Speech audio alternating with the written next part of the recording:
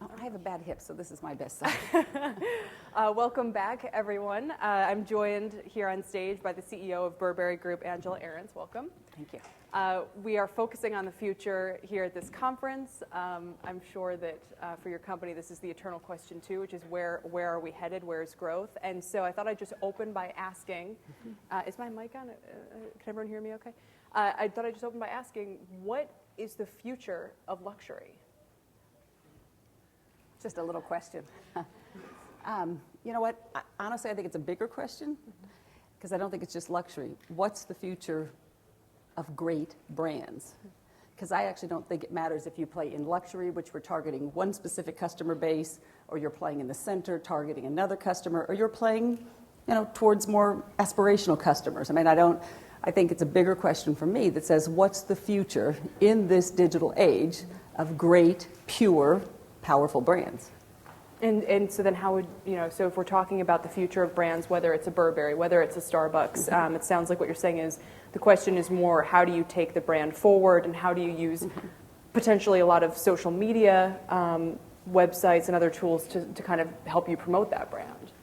Well, and so I would say that I think the future is really bright for great, pure, compelling brands, right? And it's kind of like you said, I think you've got to have, I know a lot of you guys are in marketing, but, whatever companies you're with, it begins and ends with product first. So you got to have great, compelling product, and then of course you have to have great content to sell that product that you're creating.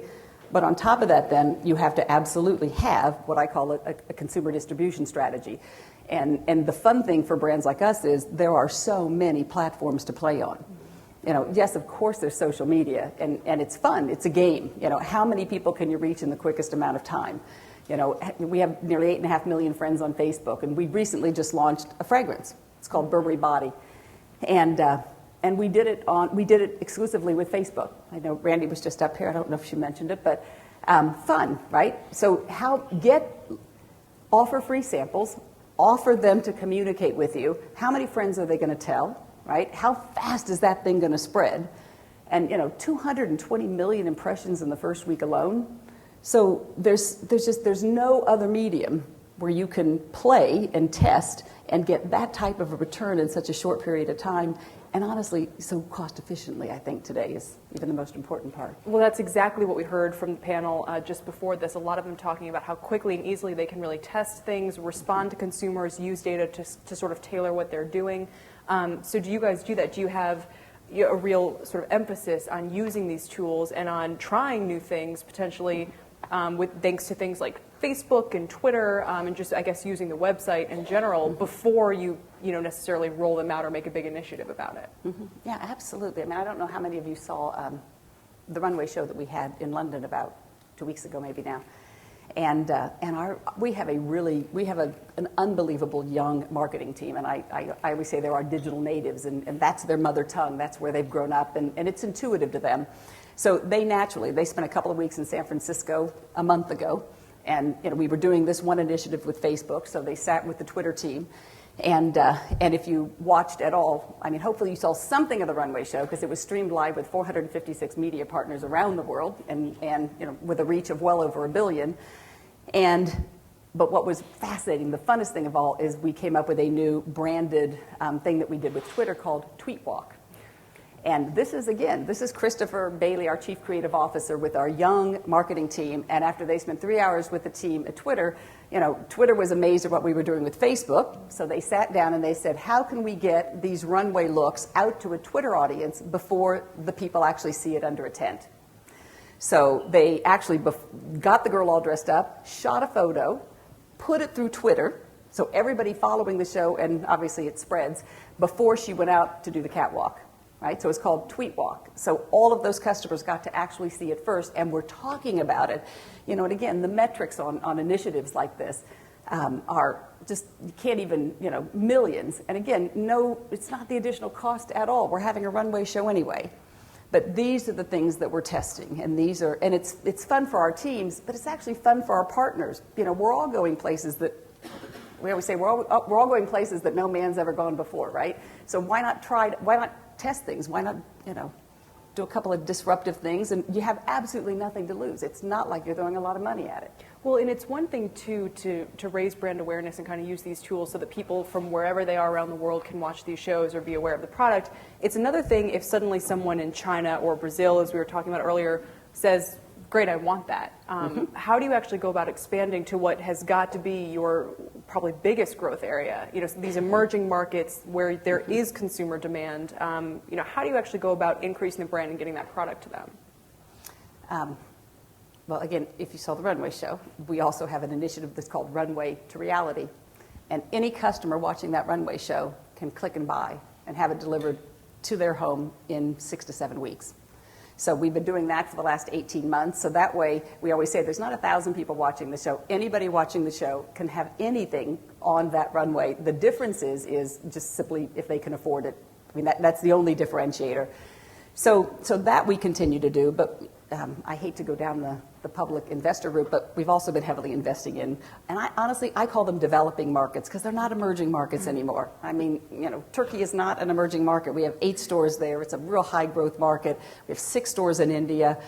You know, starting to really get some traction there. We've got an office in Brazil, 3 stores there already with many more plans. So they are developing markets, and it's actually interesting because on Facebook, on Twitter, when you actually look at the markets that pretty consistently, you know, look at the top 10 countries every week on those platforms, and it's fascinating. You've got markets like Indonesia, Malaysia, wow. India, of course China. But it's not always the big developed markets that are following great brands, you know, in these mediums. Yeah, I guess the question too is how important is it to have a retail presence, for example, in some of these countries, versus just kind of letting it happen organically, using the internet, using transportation systems. We heard a lot from these companies that are really taking advantage of kind of the warehouse delivery system. When you're talking about even a market like China, is that how you're growing, or are you still looking towards actual physical stores as a way to get people product? All of the above. Well, but it's true because you'll do some on the internet, right? Yes, of course, in the flagship markets, luxury brands, luxury, 5% of the population we're doing most of our business with. So we have to have a presence in what we call high demographic flagship markets. So take China. We have 60 stores in 30 markets, but you got 8 in Beijing, you got 8 in Shanghai. That's when you're investing the flagship money. One. But the second most important part for luxury, and these are just some fun metrics that I didn't write. This comes from the investors and all the banking reports that we read. But luxury today, Burberry, Tiffany, Hermes, it doesn't matter. 60% of the luxury business is done to tourism, right? And 80% of that business is done in 25% of the markets, flagship markets. So you have a disproportionate amount of high net worth individuals in those flagship markets. That's also where the tourism is going. That's where brands like us tend to invest the most amount of money. So in New York City, some of the Chinese cities, it isn't even necessarily about the demographics, fundamentals in those countries so much as those urban areas are attracting people, the wealthy people from all over the world who are coming there. And so you say, great, we'll put our store right there. It's just, in a volatile environment like this, it's so much less risky. It just is. It drives you crazy, the way the markets are reacting to China right now. But those are mass numbers in China. And the first volatility happened, 10 days ago when they took the growth of China from 9% down to 8.7%. But they didn't tell you where Beijing and where Shanghai and the millions of people that are moving into these big cities from around the country, right? So they give you one number in the aggregate, and the whole world reacts to that one number, but it doesn't affect so many of the big sectors, right? Doesn't impact the luxury sector, the guy buying, very expensive watches, et cetera. So, it just... Well, one thing that I think that you do see lately is this stock chair market is really performance. uncomfortable. we can stand if you... and I have really long legs, and it is really... Sorry about that. It's okay. So I think one of the concerns when people talk about emerging markets, when they talk about China, isn't necessarily that suddenly its GDP growth will go from 10 to 8%, as you say. But after stock markets and asset prices just got so overheated, and that seems to drive a lot of buying activity, those go into retreat. Does the luxury shopper go into retreat with them? I mean, certainly share prices have suffered as people have reconsidered what this means. How do you guys respond to that? You don't, you can't, right? it's going to, I always say in our business, we play in 80 countries. There's going to be a war, there's going to be weather, there's going to be market volatility, and honestly, Burberry as a brand is 155 years old. So everything we're doing is for the long-term health of the brand.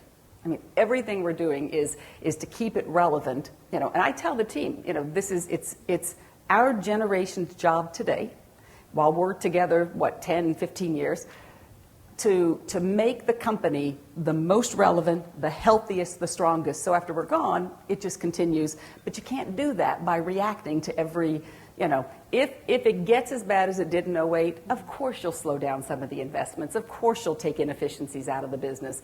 But in the meantime, you've got core strategies that you're holding to. For the last 5 years, we have said from day one, we were born from a coat, funny that Howard's on next, because I always say, he has coffee and we have coats. But it's so important that you have a rock solid core. And I think the bigger businesses they forget about that. So we were born from a coat. Half of our apparel business is outerwear. How do you stretch it? How do you, keep innovating it? How do you not let anybody have any market share from that category? One. We said 5 years ago, we were underperforming 5 years ago, and we had just gone public. Right around the time that you welcome over. Angela. Yeah. So, and we had fierce competition. We have big $20 billion, $30 billion conglomerates that we have to compete against. So I'm not dumb enough to hit them head on, right? So we had to go where they weren't. So we said, we're going digital. They thought it was the enemy. We thought that. We just said, we're going to go there. We had to. We didn't have the resources to spend and do what they were doing. And we said, not only were we going digital, they were all targeting, we say, the lady who lunches. And we said, honestly, that feels dated to us. We're going to go after the millennial consumer. We're going to go after the next generation luxury customer. And that helped guide the positioning, right? What do you mean you went digital? Again, we didn't have a lot of resources. So I didn't have the hundreds of millions to roll out flagship stores like our peers did. So we said, we're going to let our online presence be our 1 million square foot store. Mm-hmm. And we said that will be the epitome of the brand. And our guess was that more people would see that store than would visit all other stores combined every week. And you see engagement with that site still, yes? You see people going, spending time clicking around, looking at the different fashions, and then ordering directly from the site? So yes, we're engaging them on the site, and it's probably one of our proudest metrics. The typical consumer comes to Burberry.com and hangs on the site for over 8 minutes.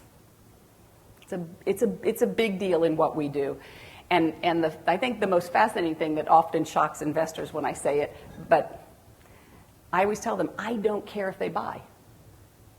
That's short term.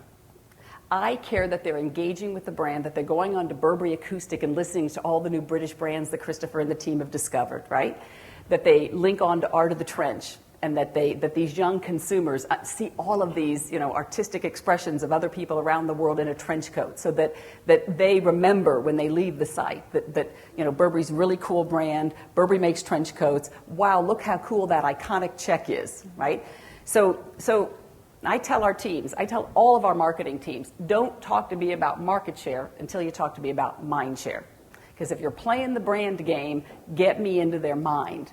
So when they need a Christmas gift or a birthday gift, they tell grandma or mom, because most of them can't afford a $1,500 trench coat, right? And we're trying to sell over $1,000 handbags and over $1,000 coats. The goal is not to sell the world $100 polo shirts, right? We have those. But the goal in luxury, it's not about being ubiquitous. It's not about unit velocity.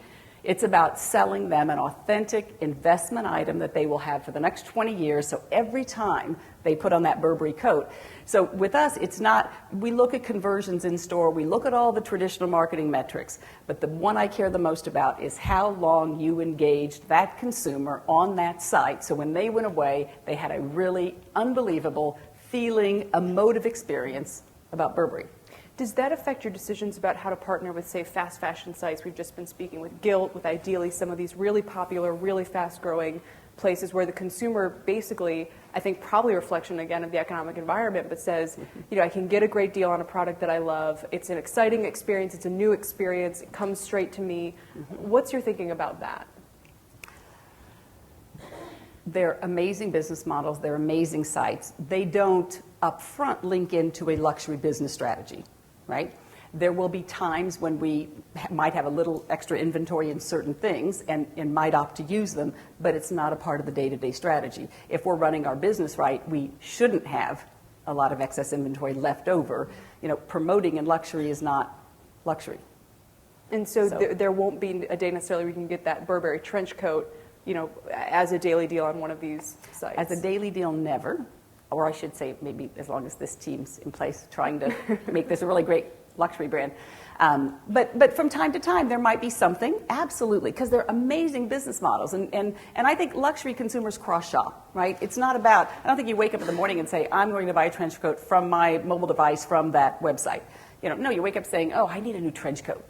And hopefully you're thinking Burberry, and then whatever device, whatever, we always say, I don't care if you buy it at Nordstrom, I don't care if you buy it at DFS when you're traveling, it doesn't really matter where you buy it, as long as when you think I need a trench coat or I need a raincoat, you kind of just naturally think of Burberry. So it won't be present in that channel, right? We have a handful of outlet stores, but we've been closing 7 to 10 a year because, again, as we've been repositioning the brand, when you have iconic things like we have, these trench coats, you run them, and they're made in England. It's about value and it's about longevity, and it's not. You try to make it not about a deal. And just to give people a sense of the snapshot of your business now, sales breakdown by region, Asia versus U.S. or how you guys do it, and can you compare that with how things looked 5 years ago when you took over? I mean, I would imagine that most of the growth is coming from Asia, is coming from these emerging markets where the consumer is saying, they identify that Burberry trench coat, now they have the buying power to actually go out and get it. And as you say, thanks to the website, thanks to your various distribution channels, tweet walk, they can actually go ahead and do it themselves. Yes. So go back 5 years ago. The business was, I'll give you really rough numbers. The business was about 75% wholesale. More, because it was about 22% retail, and then you got a couple of percentage of licensing. Today, it's absolutely the reverse. We're about 70% retail, direct-to-consumer, our own stores. We still do wholesale. So what's happened the last 5 years, wholesale and retail have both grown double digits every year except for in the market downturn, right? So we've got retail obviously growing at a much faster pace, but we just reported wholesale even last quarter, still up double digits. So the way we run the business, we say we've got this portfolio of businesses. So we have multiple routes to market, wholesale, retail, e-commerce, and licensing. And e-commerce has been growing nearly triple digits every year, but it's on the teeny base. And then we have 4 regions of the world.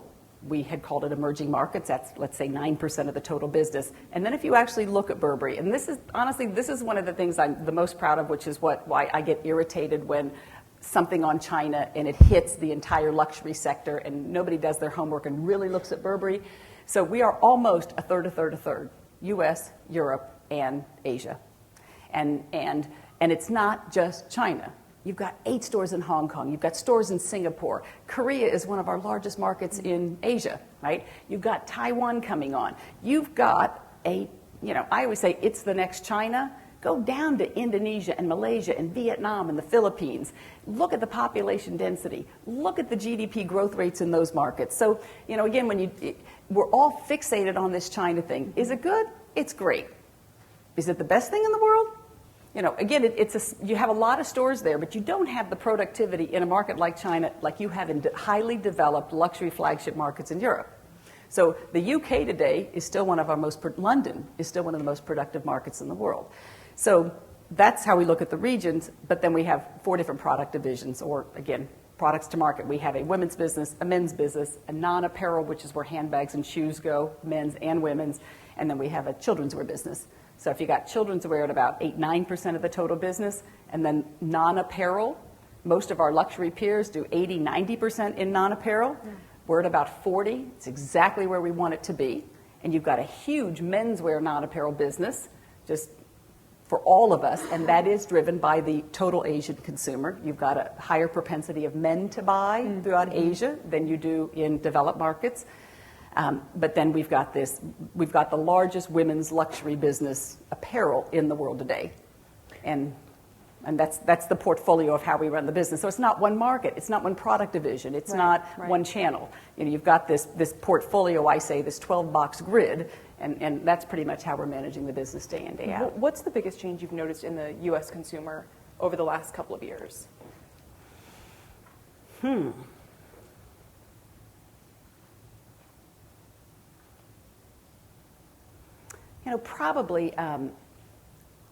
Probably 5 years ago, the consumer in America went so casual. I mean, just get on an airplane, right? It went so casual. And then the markets dropped, and the economy went horrible, and now look at how people are dressed on an airplane, right? So now you couldn't hardly sell a suit 5 years ago, or a tie, or a dress shirt. But today, I will tell you, our men's tailoring business is one of the fastest growing businesses that we have, and especially in a market like America. I mean, our suit business at Bloomingdale's and Saks and our own stores, our neckwear business, our dress shirt business. So, but it's great. You guys look really great dressed up. I'm so glad that casual part's over in America. Do you think this has staying power, this change in how people are approaching dress? Can I tell you, with as competitive as the market is getting for great jobs, yeah, I think so. I think you're crazy to think that, that how you look does not have an impact on whether or not you'll get that job. And is this outside the U.S. as well, that you notice it? Yes, but really significantly with the male business in this market. Not the men's non-apparel. You guys don't like bags yet, but but you like. But they're working on it. And the Asian consumer. So it's interesting. Throughout Asia, it is still outerwear. It's large leather. They are new luxury customers, so they're coming at it new in those categories. Tailoring is just now starting to take off. But one more question, and then I'd love to open it up for questions from the audience. But because we have focused a lot on social media, on e-commerce as the future, what, aside from some of the initiatives that you already mentioned, are you thinking about different ways of engaging with the consumer, or just using this whole potential, the tablet devices that people have nowadays and that kind of thing going forward? And we can actually ask the audience too. It's funny, I brought a video that with you guys all being marketing execs, et cetera, one of the greatest things that we've learned is the communication part, right?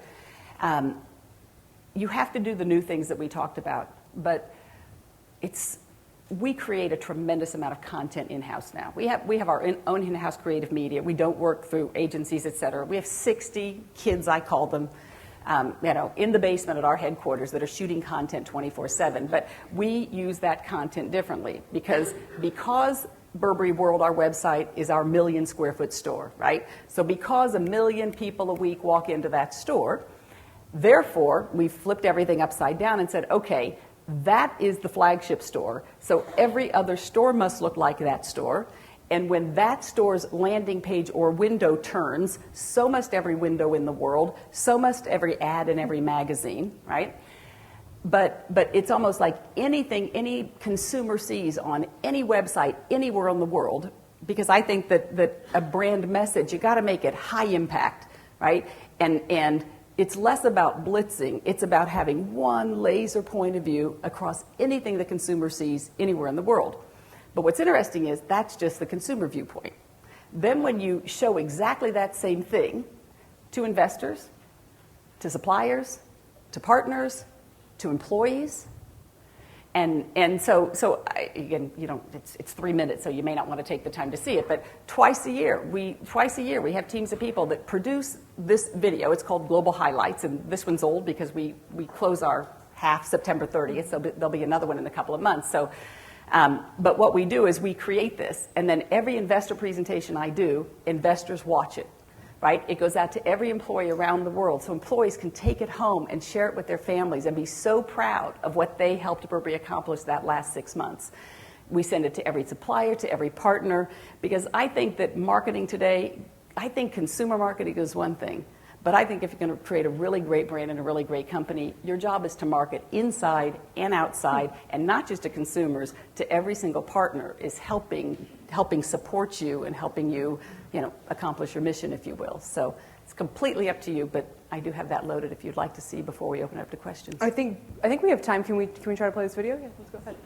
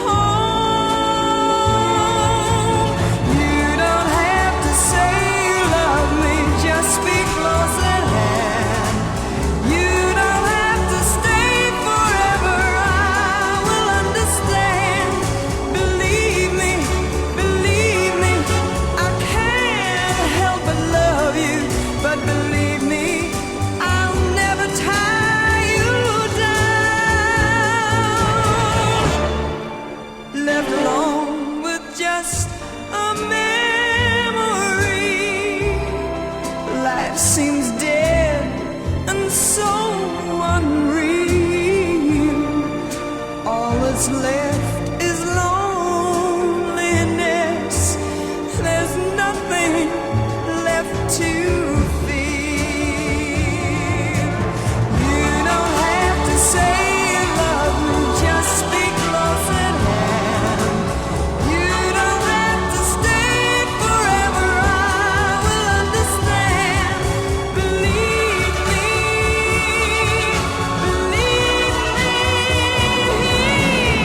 You don't have to say you love me, just be close at hand. You don't have to stay forever, I will understand. Believe me, believe me,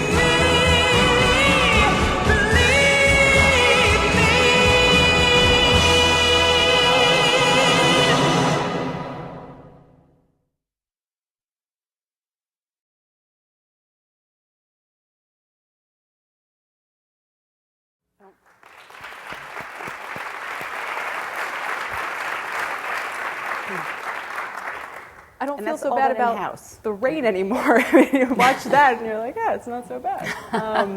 All Make rain in-house. look sexy, make replenishment look sexy, but you know what? It's a mode of communication, and this is what our teams respond to. And I think, how do you investors want to hear about the numbers. This is what creates the numbers, and I just think it's so important for us to get our story out every 6 months. And Well, and as a brand, you now have the power to do that. It's pretty amazing. Questions from the crowd? Don't be shy. be nice. Yes, and identify yourself if you don't mind before asking. You can shout if you have to. Okay, I'll just be loud. My name is Suchi Markar from a company called Charming Charlie.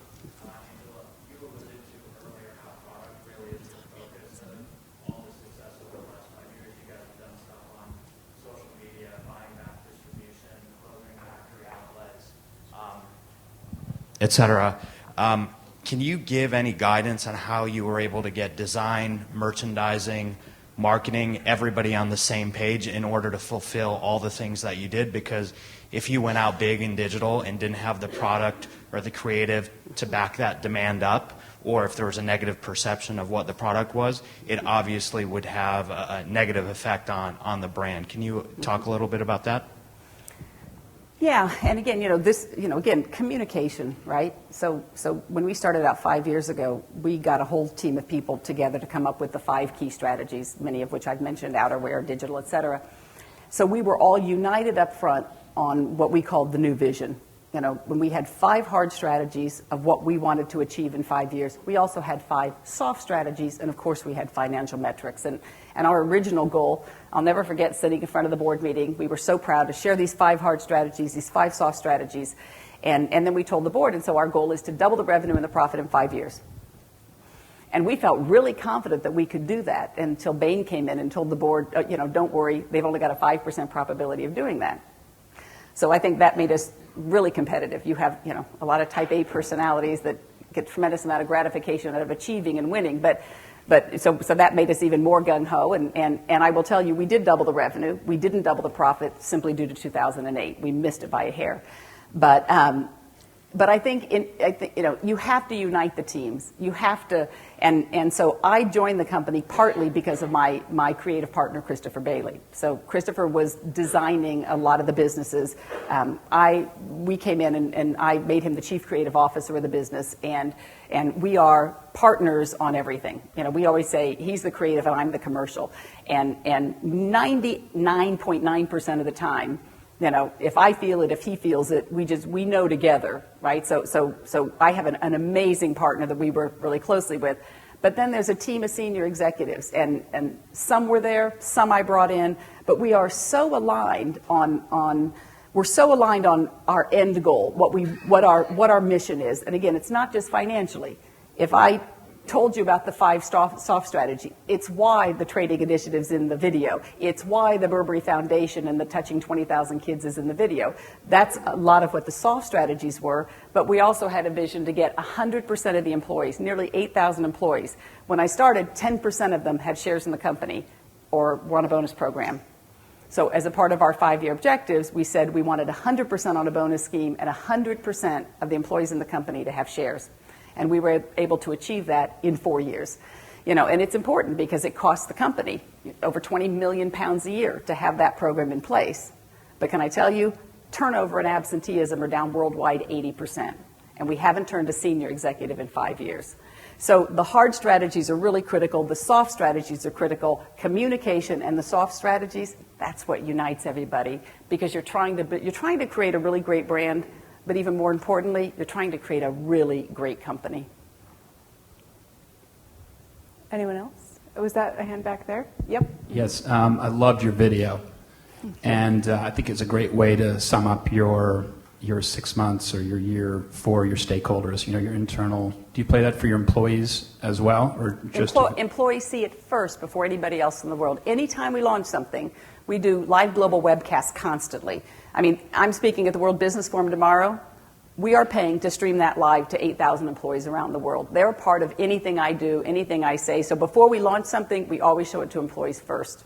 And when you show it to investors, you're showing them charts and graphs as well, or do you go with that sort of more?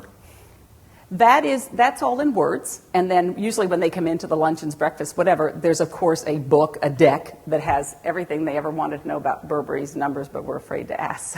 So that's where all the graphs, et cetera, are. The video really updates them on the initiatives. So and again, it motivates employees and thanks employees. So the guys that opened up that non-apparel distribution center in the north of Milan, right?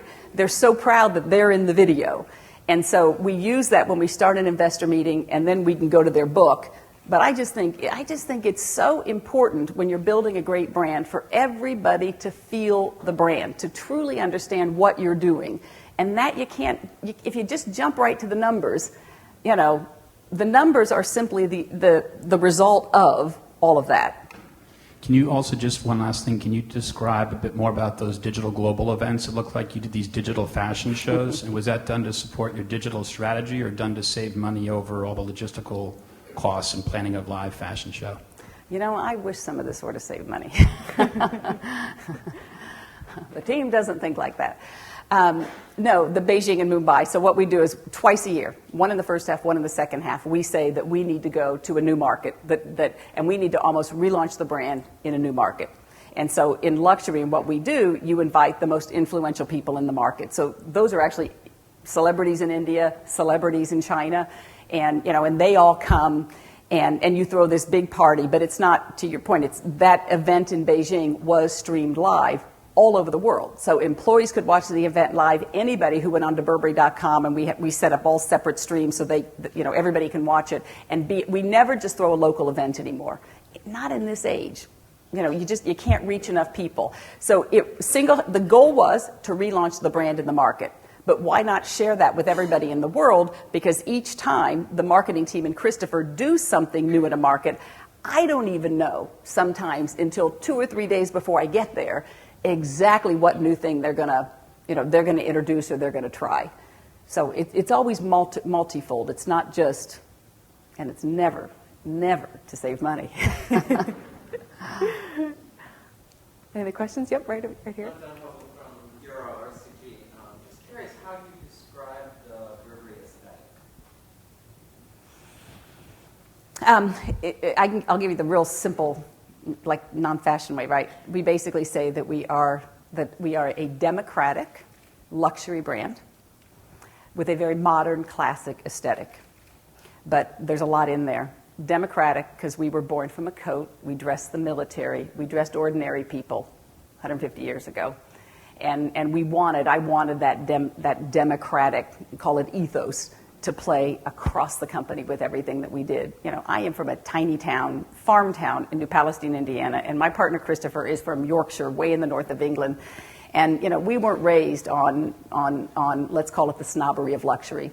And so the whole repositioning of the brand, and I think that the next generation coming in, having money is not about, I think the goal is the more money you have, the more humble you should become, right?